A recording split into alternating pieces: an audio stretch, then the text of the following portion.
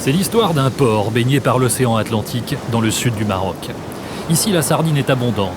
Les bateaux qui reviennent de la pêche rythment le quotidien d'une petite ville du bout du monde qui s'ennuie au milieu de rien.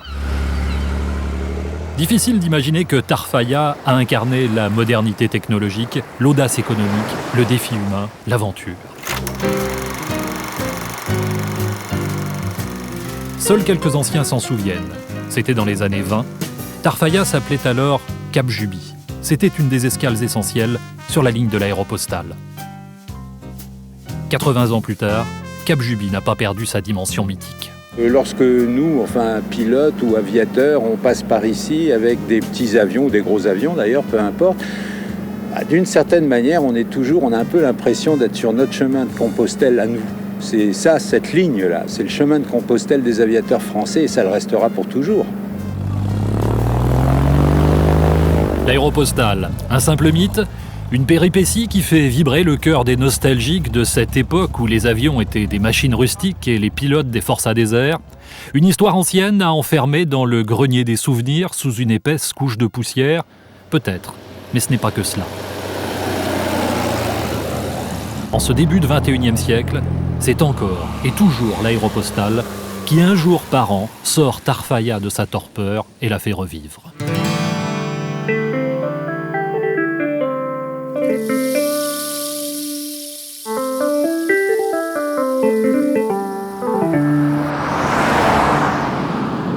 Nous allons à Tarfaya et ça fait maintenant 20 ans que je retourne à Tarfaya, toujours avec le même plaisir. L'accueil des habitants de Tarfaya est particulièrement chaleureux. Et donc c'est toujours un vrai bonheur de se retrouver ici. Jean-Marie Audibert est chargé du transport aérien à l'aéroport de Saint-Pierre-et-Miquelon. Une fois par an, il quitte les brumes de l'Atlantique Nord pour ses paysages désertiques. Jean-Marie Audibert est un des organisateurs du rallye aérien Toulouse-Saint-Louis du Sénégal qui emmène des pilotes amateurs sur les traces de l'aéropostale. Comme le veut l'histoire, le rallye se pose donc à Tarfaya, l'ancien Cap Juby. Mais à Tarfaya, cela fait bien longtemps qu'il n'y a plus d'aérodrome, ni même de piste d'atterrissage. Alors, depuis 20 ans, Jean-Marie Audibert vient ici quelques jours avant pour remettre en état la piste qui va accueillir les 25 avions du rallye. À Tarfaya, donc, mon travail consiste à examiner l'état de la piste et ensuite vérifier si les avions vont pouvoir s'y poser dessus en toute sécurité. Et donc à cet effet, eh bien, s'il faut enlever du sable, nous enlevons du sable. Il y a des tas d'opérations à faire. Et puis en cela, je suis aidé par toute l'équipe technique de la commune de Tarfaya.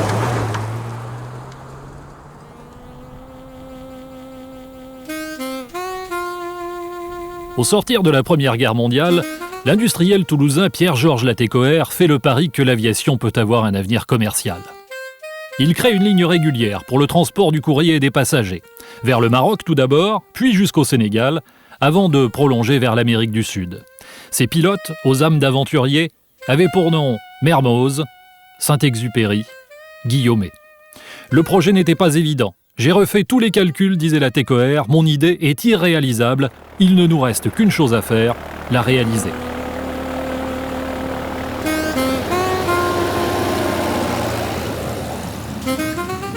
Seulement, pour aller du Maroc au Sénégal, il fallait traverser les vastes étendues désertiques du Rio de Oro, administrées par l'Espagne, mais largement insoumise. Les Espagnols ne maîtrisaient que les alentours immédiats des quelques forts qu'ils avaient construits le long du littoral. Ce sont ces forts que Latécoère utilisera comme escale pour sa ligne.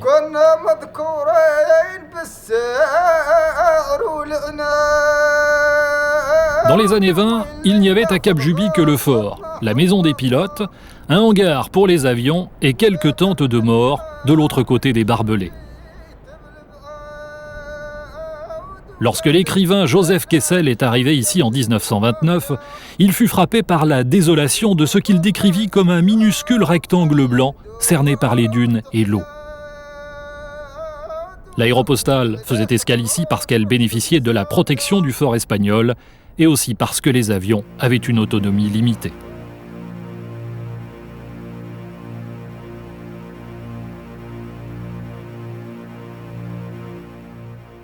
Ce qui reste du fort, il y a une tour qui reste et le reste ce sont des murailles qui ont été peintes, donc c'est un peu différent. Mais la seule tour qui reste, la tour d'angle, Elle a été souvent photographiée par les pilotes de l'Aéropostale à l'époque.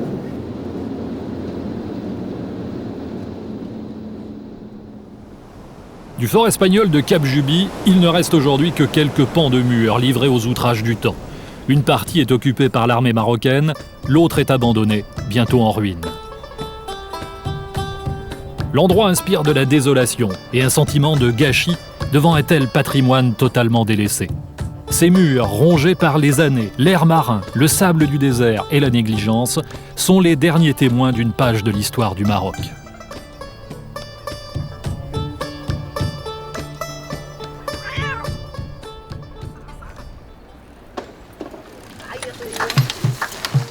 Tarfaya est une petite ville sans charme de 5 à 10 000 habitants, envahie par un sable fin.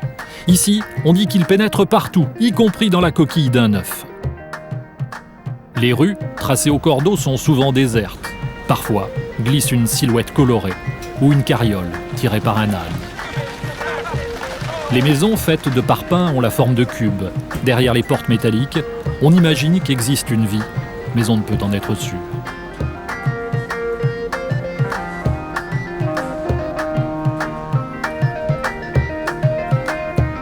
L'arrivée du bus quotidien d'Agadir constitue la principale animation de la Grande Rue.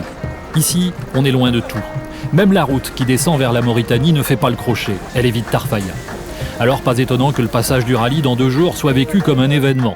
Première tâche pour Jean-Marie Audibert, aller voir dans quel état est la piste. Oh, ça a l'air bien, hein. J'ai envie de mettre les 2 ponts.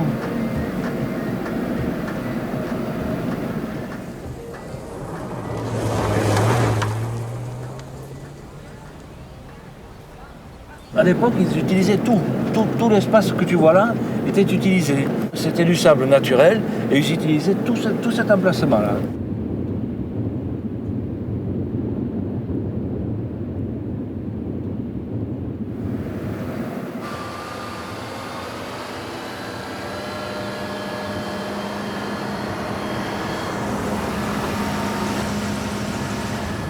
Bonjour. Bonjour, bien. Ça va? Ça va bien? Oui, très bien, oui, Ouais. oui. Voilà, c'est pour les travaux sur la piste. Il faut enlever. La piste mesure 700 mètres de long. Il faudra encore tracer l'axe avec de la chaux, mais cela, Jean-Marie Audibert ne le fera que quelques heures avant l'arrivée des avions. D'accord. Voilà, et comme ça, Allez. après, nous, on pourra rouler avec les voitures. Oui, oui, oui. Waha. C'est Waha. C'est... Merci.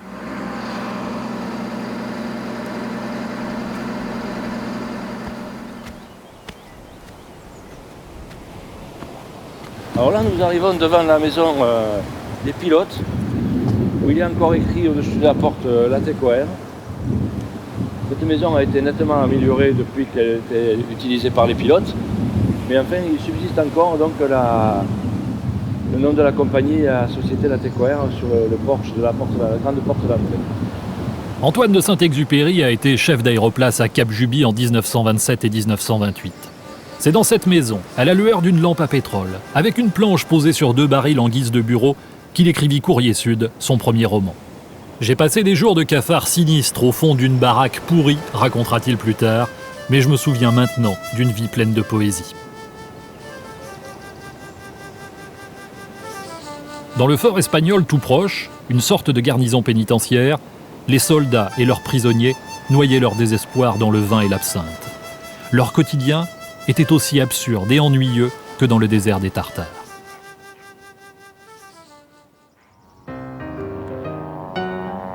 Saint-Exupéry avait sous ses ordres un adjoint et 2 mécaniciens.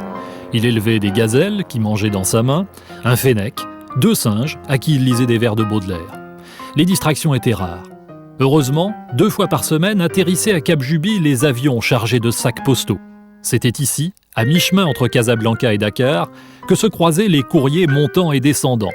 Et c'était l'occasion pour Saint-Exupéry de rompre le cycle de l'ennui et de la solitude, le temps d'une soirée, avec les équipages de passage qui prenaient toujours soin d'apporter une bonne bouteille.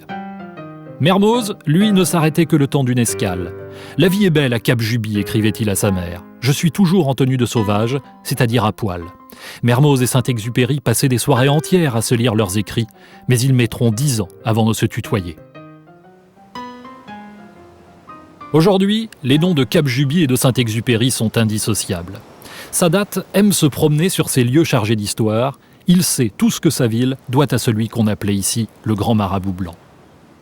Antoine de Saint-Exupéry, c'est une figure qui est très célèbre, nous, on le remercie, même s'il est mort, mais chez nous, il est immortel. Antoine de Saint-Exupéry a vécu ici à Tarfaya pour 12 ans, bien 1 an et demi. Et il a écrit Courrier du Sud ici, il a été inspiré pour écrire Le Petit Prince ici. Je me rappelle quand j'étais un enfant, le chapeau et l'éléphant dans le chapeau. Ce sont des dessins particuliers. Les mots, je crois qu'il y a une phrase qui parle des difficultés, des obstacles qu'on peut rencontrer dans notre vie. Et c'est qu'à partir de ces obstacles qu'on peut définir nous-mêmes. Au début de Terre des Hommes, Saint-Exupéry écrit « L'homme se découvre quand il se mesure avec l'obstacle ». La première étape, c'est au niveau de l'arrivée des avions. C'est ça. Voilà. De l'aéroport de Tarfaya, avec la conférence de presse, il y aura des tentes. Oui. Puis deuxième étape, c'est l'inauguration du musée, donc ici. Nous sommes à présent devant l'hôtel de ville avec les autorités de Tarfaya. L'autre tâche de Jean-Marie Audibert consiste à préparer la soirée que les pilotes du rallye vont passer ici. 25 avions qui arrivent, des 4x4, des journalistes, des invités, le gouverneur, des équipages à nourrir, à héberger. Tout cela demande un minimum d'organisation. C'était un peu long, effectivement. Oui. Ouais, c'est très bien, ce sera parfait comme ça.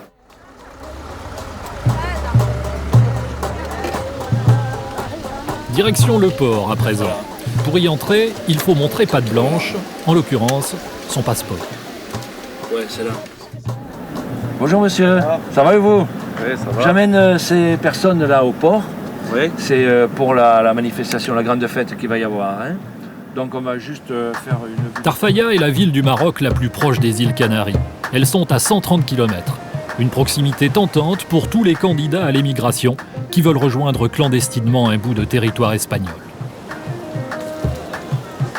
Le port est le lieu le plus animé de Tarfaya. Les bateaux viennent de rentrer, on décharge les sardines, du sel, de la glace, et elles sont aussitôt embarquées dans des camions frigorifiques.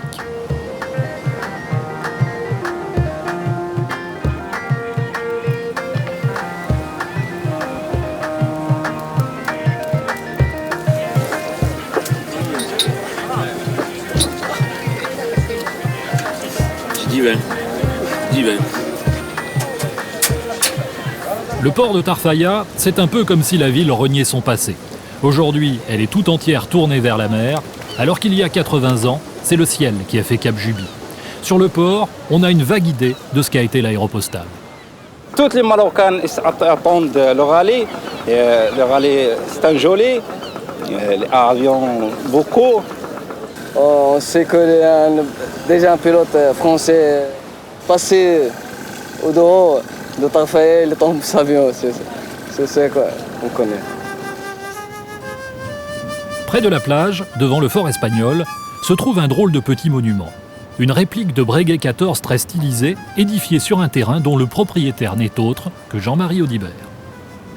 Bien, nous sommes sur mon terrain, je dirais, mon terrain, puisque en 85, la municipalité de Tarfaya, qui avait l'habitude de me voir 2 fois par an, parce qu'à l'époque je venais 2 fois par an, m'a dit un jour, écoutez, nous allons vous faire un cadeau, puisque quand vous venez ici, tout vous va bien, vous ne vous plaignez jamais, vous êtes toujours content, donc on va vous faire un cadeau, on va vous offrir un terrain. Et nous avons eu l'idée d'y construire ce monument à la mémoire des pilotes de l'aéropostale. Donc un sculpteur a sculpté symboliquement un Breguet 14.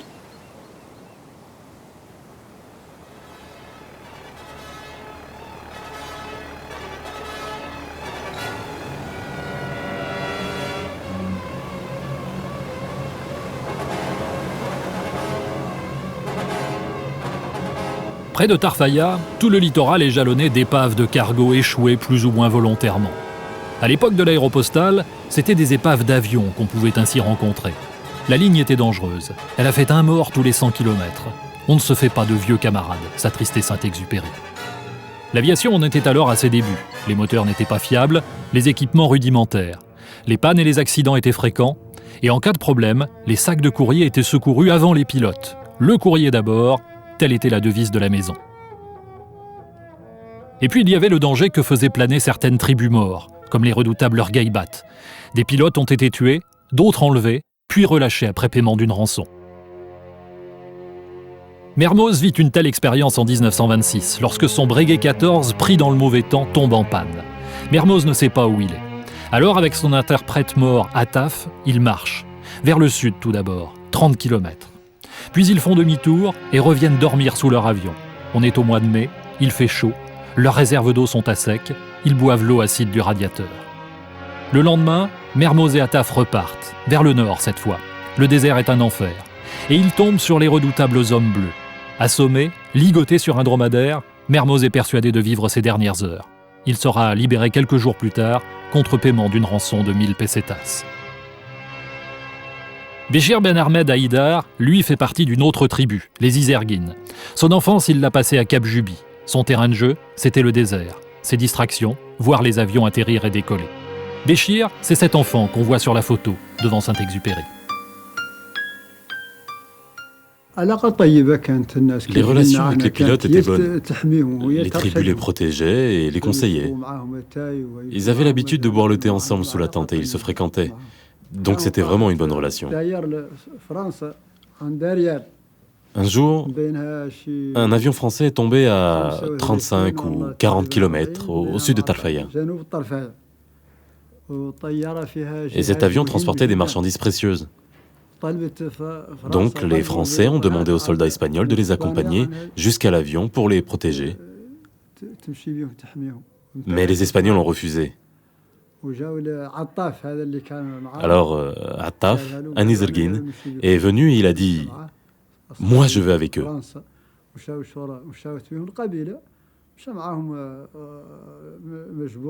Et il est parti avec ses amis français, des chevaux, des dromadaires, et ils ont pu rapporter la cargaison.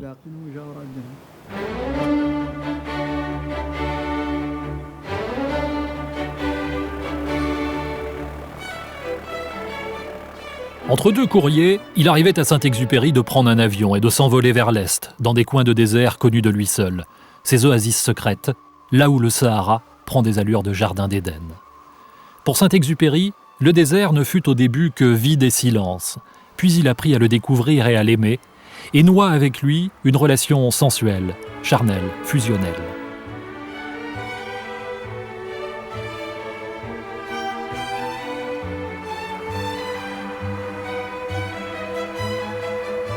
Le désert, pour nous, écrit Saint-Exupéry, c'est ce qui naissait en nous, ce que nous apprenions sur nous-mêmes.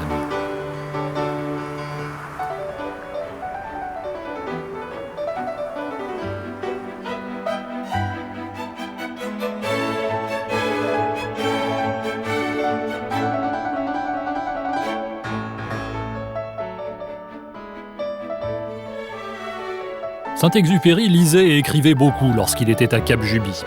À Tarfaya, on est persuadé qu'un jour, il a rencontré ici un enfant, et que c'est cet enfant qui lui a donné l'idée d'écrire l'histoire d'un petit prince venu d'une autre planète qui lui demanderait de dessiner un mouton.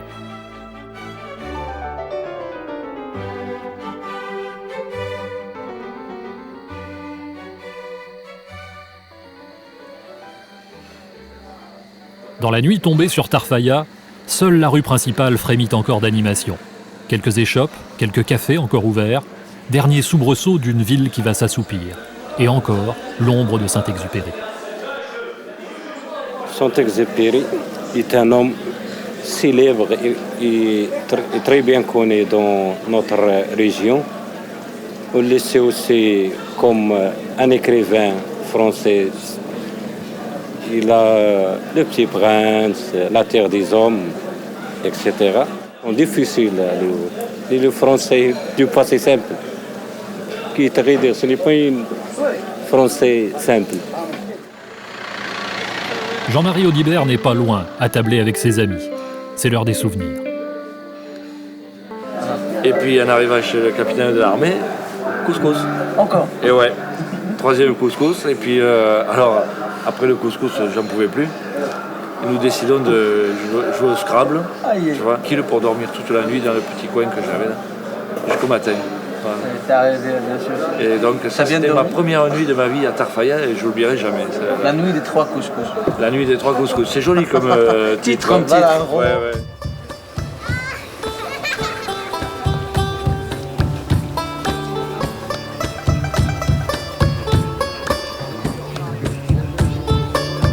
Ce matin, c'est jour de marché à Tarfaya.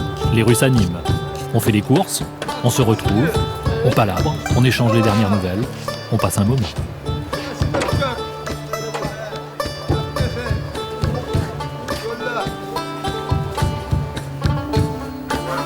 Bachir Lardayem, que nous rencontrons chez le coiffeur, a 88 ans.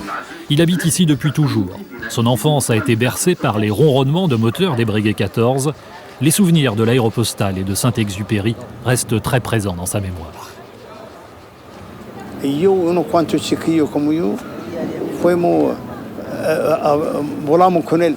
Moi, comme d'autres enfants de Cap Joby, nous avons volé avec lui. 2 ou 3 fois, il nous a emmenés faire des tours dans son avion. Il était touché par la grâce de Dieu. Il était capable d'atterrir de nuit et beaucoup de gens ici l'appelaient Tarlil.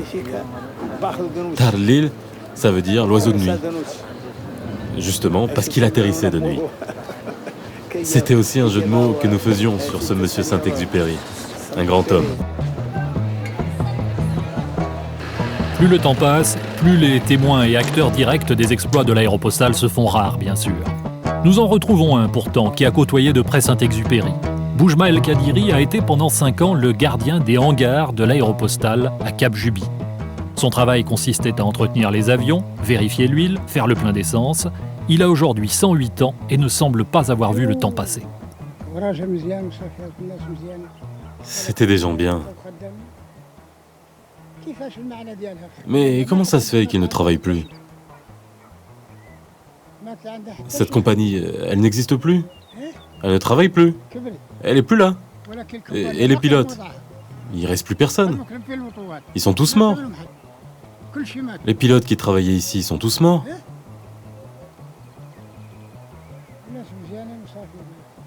C'était des gens bien.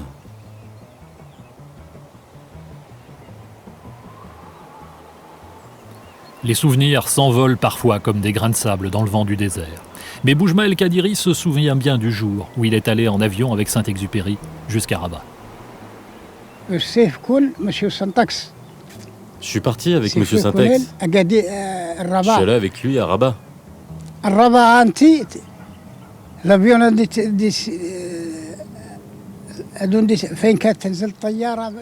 Avant, c'était à Rabat que se posaient les avions, parce qu'à cette époque, il n'y avait rien à Casablanca. L'aéroport à Rabat était entre la route et la forêt. Mais est-ce qu'il existe encore?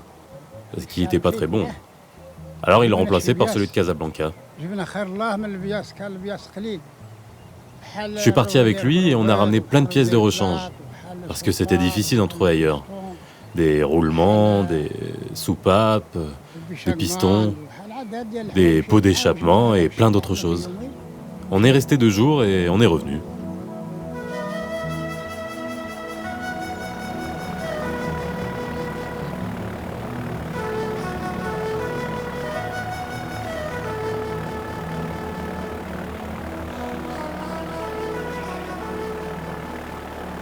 Aujourd'hui, impensable de voler dans cette région sans radio ni GPS. Mais à l'époque, les vols se faisaient à vue. Il y avait très peu d'instruments à bord des avions. Les pilotes volaient la tête en plein air et suivaient le rivage. Le rivage, un mélange d'écume et d'or pour Joseph Kessel, un trottoir interminable entre le Sahara de sable jaune et la mer Bleue pour Saint-Exupéry. Le Sahara d'un côté, l'Atlantique de l'autre, 2 mondes qui s'entrechoquent, 2 univers aussi déserts l'un que l'autre, la terre et l'eau, et à la verticale, comme de dérisoires funambules, les avions qui tracent leurs lignes. Des paysages somptueux, mais des conditions de vol qui pouvaient tourner au drame lorsque les avions étaient pris dans une tempête de sable et que les pilotes perdaient leur repère visuel, c'est-à-dire leur seul repère. On ne compte plus ceux qui ont percuté une dune, une falaise ou se sont abîmés en mer. Le sable de Cap Juby est chargé de sens et d'histoire. Marie-Vincente Latécoère en est persuadée. Pour la belle-fille du fondateur de l'Aéropostale, ce sable qu'elle ramasse dans une bouteille est le témoin des exploits accomplis par des hommes qui risquaient leur vie pour de simples sacs de courrier. c'était l'exploit humain, comme tous les humains ont fait depuis qu'ils sont sur Terre. Aller toujours en avant, se dépasser. Comme maintenant vous avez des gens, ils seraient prêts à aller sur Mars. Vous savez, les êtres humains sont comme ça. S'ils ne se dépassent pas eux-mêmes, on dépérit. Et on périclite, c'est la décadence. Ça, c'est vraiment la philosophie de l'histoire. Et ils n'avaient pas peur. Ils savaient qu'ils allaient à la mort, pas certaine, mais ça fait rien. Ils avaient donné un sens à leur vie. Et comme le disait Saint-Exupéry, ce qui donne un sens à la vie donne un sens à la mort.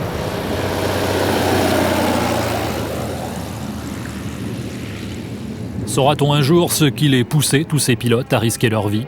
Le sentiment de liberté, la volonté de se surpasser, la quête de la modernité, la fuite d'un monde qui avait révélé toute sa barbarie dans les tranchées de la Première Guerre mondiale, la recherche d'un ailleurs forcément meilleur, sans doute un peu tout cela, mais surtout la volonté de se réaliser en tant qu'homme. Je voudrais ne jamais descendre, disait Mermoz.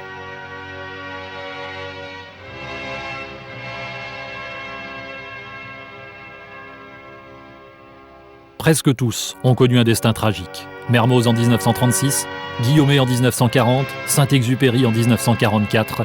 Les 3 mousquetaires de l'Aéropostale ont tous les 3 péri aux commandes d'avions tombés en mer.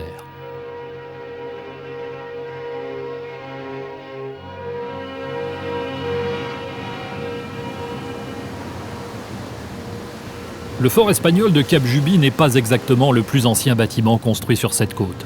Lorsque les Espagnols sont arrivés, il y avait déjà la Maison de la Mer. Étonnante construction, comme une forteresse jaillie des eaux. C'est un Écossais qui s'appelait M. Mackenzie qui a construit cette maison parce qu'initialement il commerçait avec les Marocains en venant en bateau. Il accostait ici sur la plage et puis les Marocains venaient acheter les marchandises qu'il leur livrait. Et les autorités marocaines lui ont dit vous ne pouvez pas, vous n'avez pas le droit d'accoster comme ça sur un pays, dans un pays et puis de faire du commerce. Il faut que vous vous éloignez, il faut que vous soyez en mer si vous voulez faire ça. Donc il y a ce petit îlot sur lequel il a construit cette maison et les Marocains alors prenaient leur barque et allaient acheter les marchandises chez Mackenzie à cet endroit-là. Voilà, comme ça il était en règle vis-à-vis des autorités marocaines de l'époque. Ça date de 1800 et quelque chose cette maison.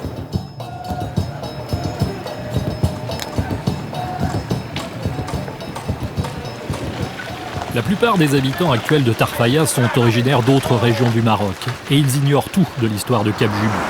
Les derniers vestiges que sont le fort espagnol et la maison des pilotes sont laissés à l'abandon et la piste n'existe plus. Quant aux livres, ils sont introuvables et de toute façon ici, beaucoup de gens ne savent pas lire. C'est pour combler ce vide que l'association Mémoire de l'Aéropostale installe à Tarfaya un musée qui retrace l'histoire de cette aventure.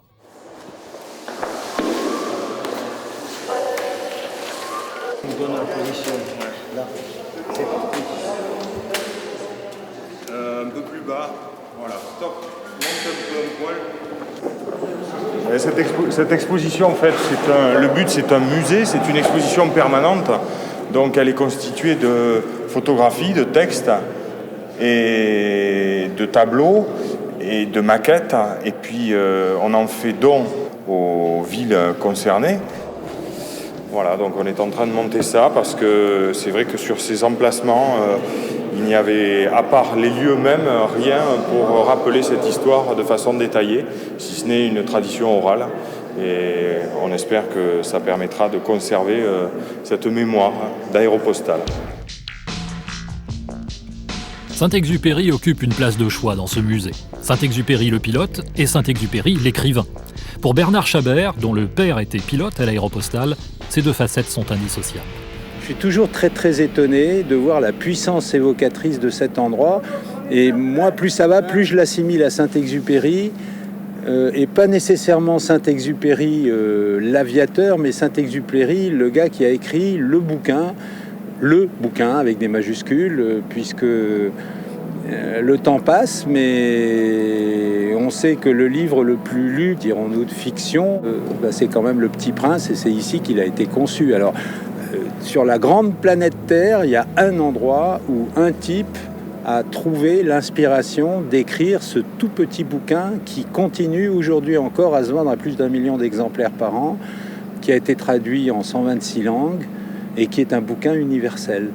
Et ça confère à cet endroit une magie.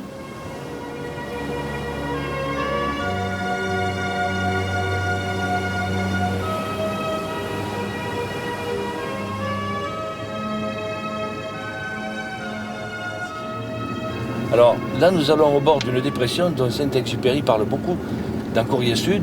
Et les pilotes avaient pris l'habitude parfois de venir toucher les roues sur cette dépression. Malheureusement, c'est un leurre parce que c'est une croûte de sel. Et cette croûte de sel masque en fait une eau saumâtre qui est dessous et qui est extrêmement dangereuse.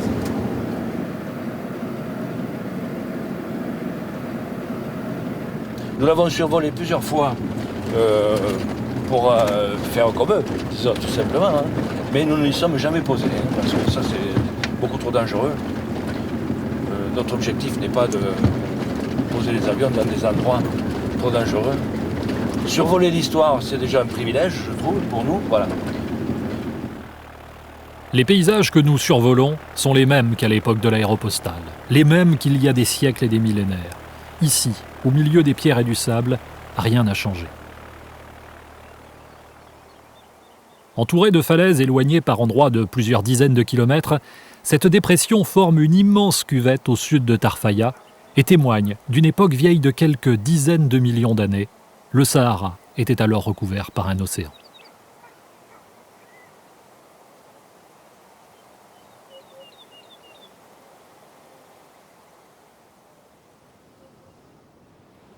Tarfaya attire régulièrement des passionnés de l'aéropostale, comme Jean-Claude Nivet, chef de cabine à Air France. Il nous invite à le suivre chez Sadat, qui a réuni quelques amis. Au sein de leur association, ils ont photocopié une traduction du Petit Prince en arabe pour les habitants de Tarfaya. Et bien évidemment, la discussion s'engage sur Saint-Exupéry. Il a su créer le lien entre deux cultures, la vôtre et la nôtre. Et le Maroc est un élément important dans toute cette aventure. Hein. Bien sûr. Par exemple, le bouquin de Samuel Huntington, le Clash de civilisations, il parlant d'une guerre entre les civilisations, une guerre entre les religions.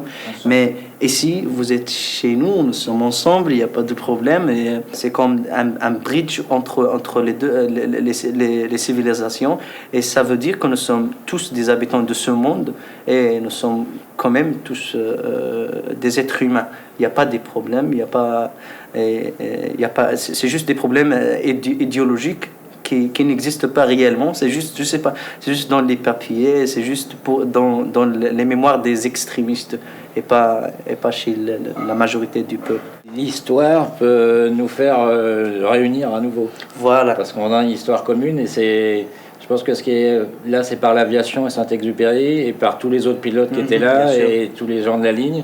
Mais finalement, on a une même culture et puis on peut s'entendre. Hein, on peut faire les choses ensemble. Et moi, c'est ce que j'aime. Ça va bien au-delà de l'aviation. Et c'est émouvant de l'écouter ensemble comme ça. Ça me va droit au cœur. La TECOER, accompagnée du pilote Lemaître, décolle de Toulouse le 8 mars. Leur mission ? Rejoindre le Maroc. Après un vol effectif de 11h45, l'avion se pose à Rabat. Le maréchal Lyautey est le premier à accueillir les messagers du ciel. Séduit, il débloque 1 million de francs d'aide postale à la jeune entreprise. Le pari est gagné.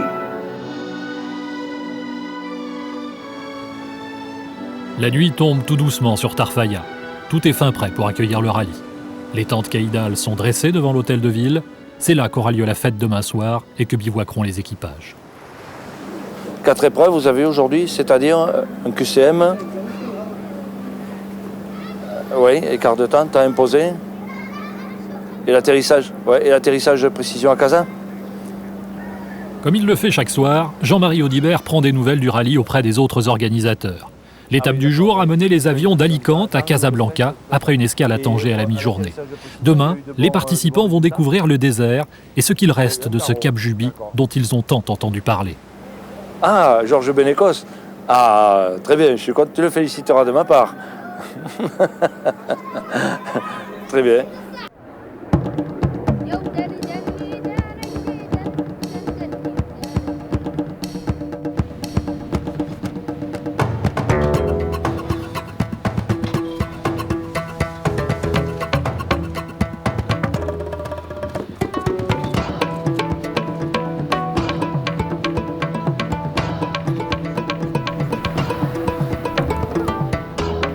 bon.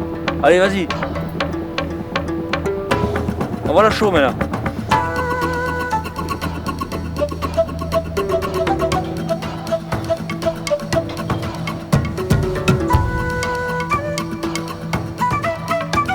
Mais qu'est-ce que c'est ça? C'est quoi cet axe-là? C'est pas le bon axe, ça? Ça n'a pas l'air bon, ça. C'est le grand jour. À quelques heures de l'arrivée des avions, la manche à air est installée. Elle indiquera au pilote le sens du vent. Reste à tracer l'axe central de la piste avec de la chaux. Tarfaya retrouvera alors le terrain d'aviation qui lui donnera pour quelques heures l'illusion d'être redevenu Cap Juby.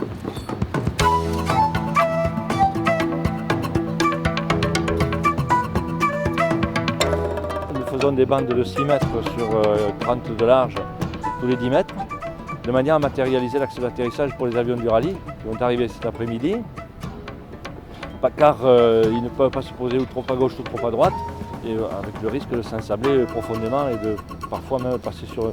Merde, il n'y a pas assez d'espace entre les barres.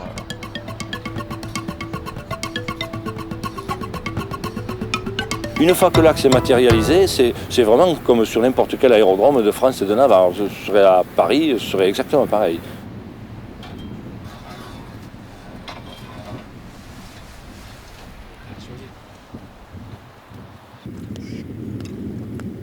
Nous sommes sur la piste de l'aéropostale, mais c'est toute cette étendue qui était utilisée pour les décollages et les atterrissages.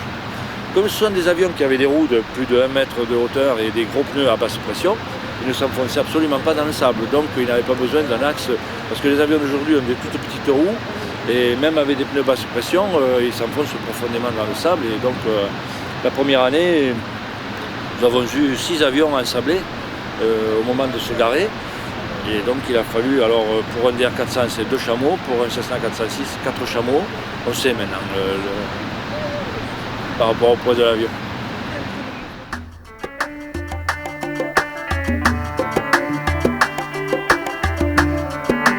Ça y est, la piste est tracée, la manche à air installée. Jean-Marie Audibert a revêtu sa tenue d'apparat. Bref, tout est prêt. Ou presque.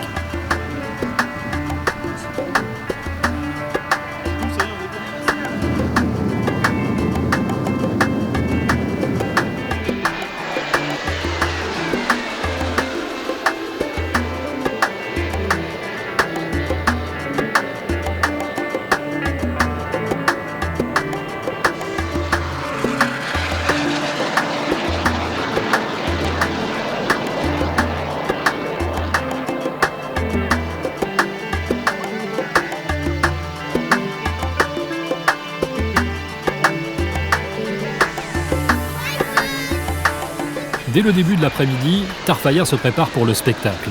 Ce sont des F1 de l'armée marocaine qui ouvrent le bal avant l'arrivée des premiers avions du rallye.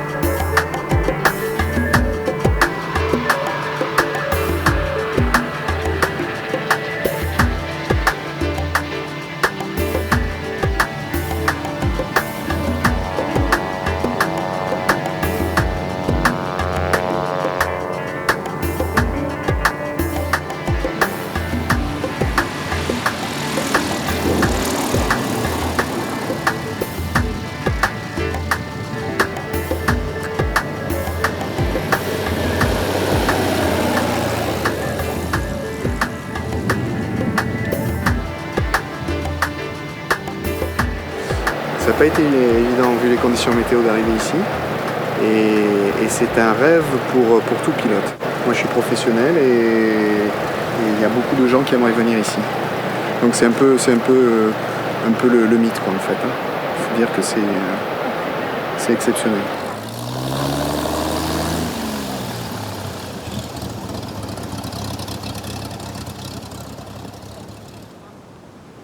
Ça me fait plaisir, c'est la 3e fois que je viens. C'est légendaire. On y pense toute l'année, je reviens. C'est superbe, effectivement.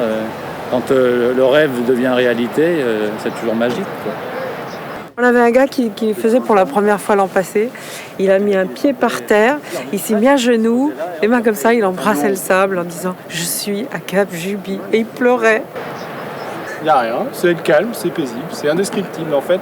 Je pense qu'on va pouvoir aller se recueillir dans le fond. Voilà, surtout aller chercher le Petit Prince.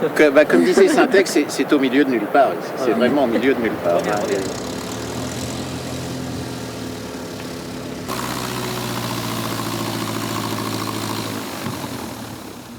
Putain! Et en plus, il rase. Là, ok, c'est bon.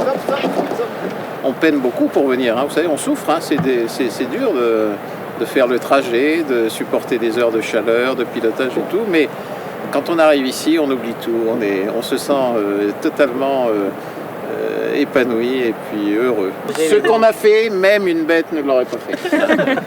Plus fort, plus vite. Pied à droite. Pied à droite. Bah, ça n'a pas été facile à trouver déjà, et puis c'est vrai que c'est impressionnant quand même. Allez! Allez!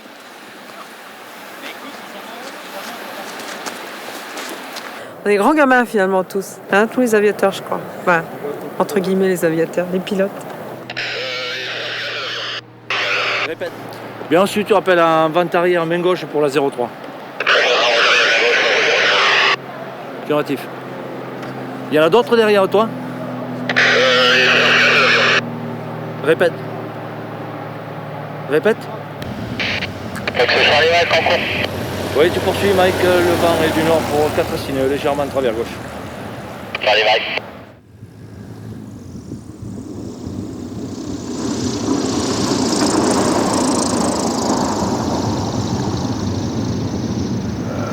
Nous, quand on est venu de France, on est passé à un endroit où on a été très très secoué. Et j'allais dire, dans l'histoire de l'Aéropostale, il y a plusieurs avions qui ont perdu les pilotes sous des rafales de vent parce que leur brêlage s'est arraché et le pilote a été éjecté de l'avion. Et il y a plusieurs avions qui sont tombés avec quelquefois le pauvre passager qui était dans l'avion et qui ne pouvait rien faire de toute façon, et le pilote qui n'était plus dans l'avion. Ce que faisaient à l'époque ces personnages de légende, c'était quand même assez costaud techniquement, quoi. C'est plus qu'émouvant, je crois que on a beaucoup de mal à réaliser qu'on puisse être là, dans une piste, en plein milieu du désert, aujourd'hui, alors que bon, les gens qui faisaient ça régulièrement dans le temps du temps de l'Aéropostale, faisaient ça tous les jours ou presque, c'était leur travail quotidien, dans des conditions qui étaient certainement beaucoup plus compliquées, beaucoup plus terribles que les nôtres, avec des moyens encore beaucoup plus rudimentaires. Je ne vais pas dire que c'est la préhistoire de l'aviation, mais on n'en est pas très loin.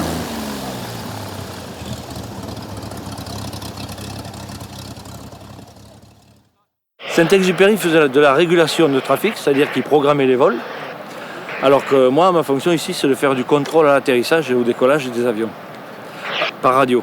Lui ne faisait pas ce métier. Il était chef d'aéroplace, mais pas contrôleur. Voilà, c'était... Oui, Zulu Victor, Tarfaya 5, bonjour Pierre. Bien reçu, tu rappelles en vue pour la 03 en service. Tu es le dernier? Tout simplement l'envie de revivre ce qu'on a lu au travers des écrits, quoi, hein. Et c'est ça qu'on a envie de vivre. Avant tout, on ne se prend pas pour Syntex ou même Mermoz, qui étaient quand même des gens exceptionnels. Mais on est content de refaire un peu ce qu'ils ont fait, c'est tout simplement. Beaucoup de modestie, sachant que nous, en plus de ça, nous avons des avions modernes, fiables, des avions avec un certain confort, on est à l'intérieur, on est protégé, on peut mettre du chauffage ou de l'aération, alors que ces gens-là étaient dans des avions la tête à l'air, avec toutes les conditions de bruit, de vent, de température et autres. Eh bien, félicitations et grand coup de chapeau à nos prédécesseurs. Et merci d'avoir défriché la ligne et de nous avoir permis de faire ce superbe rallye. Voilà. On comprend ce qu'ils ont fait beaucoup mieux en étant venus ici. Ça, c'est incroyable. On passe là-bas? Du pied à droite, du pied à droite. Depuis 20 ans que je fais ce travail à Tarfaya, c'est vrai que j'ai tendance à me comparer à Saint-Exupéry, le talent littéraire en moins. Le bagou en plus, peut-être.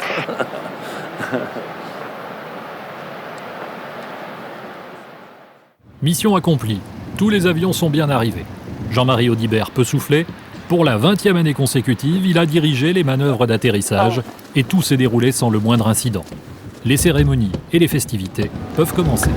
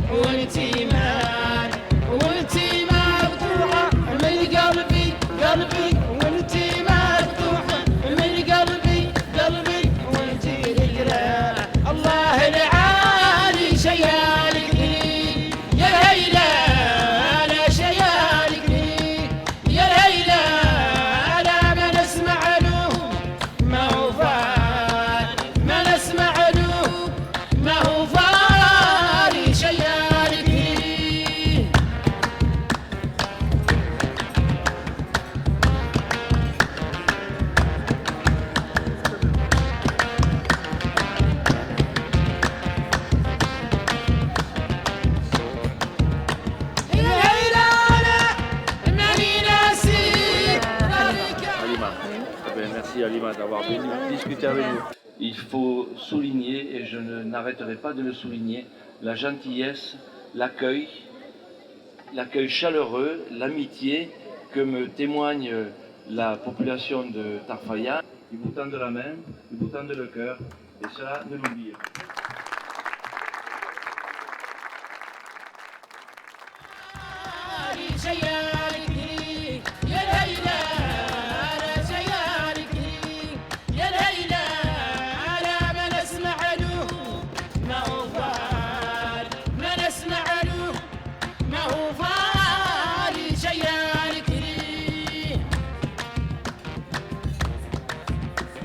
Peut-être la méthode Audibert aussi, je sais pas.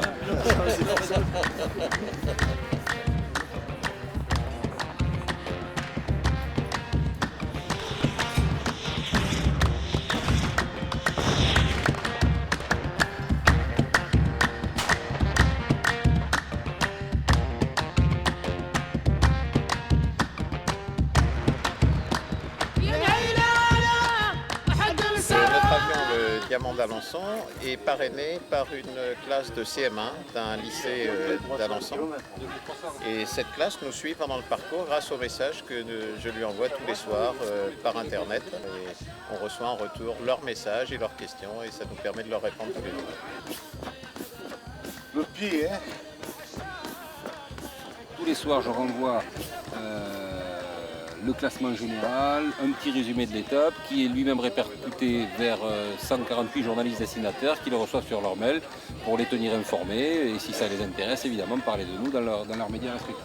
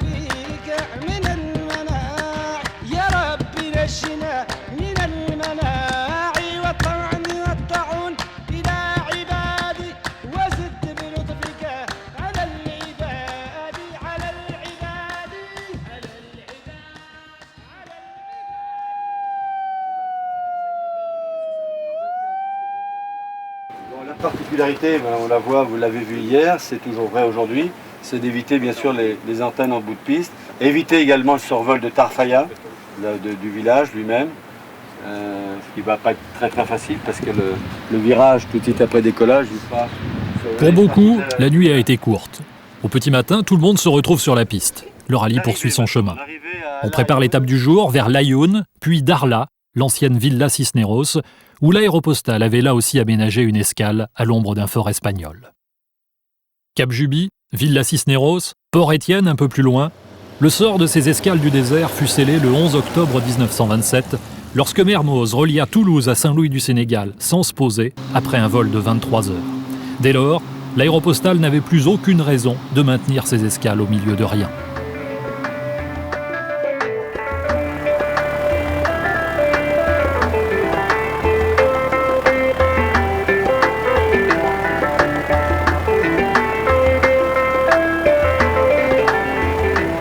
Ce matin d'octobre, Tarfaya s'apprête à redevenir Tarfaya et l'Aéropostale un souvenir. Le sable du désert va reprendre petit à petit possession de la piste jusqu'à l'année prochaine. Restera le souvenir d'une singulière aventure humaine sous le regard d'un petit prince perché là-haut sur son étoile, à moins qu'il ne soit tout près d'ici, dans le désert.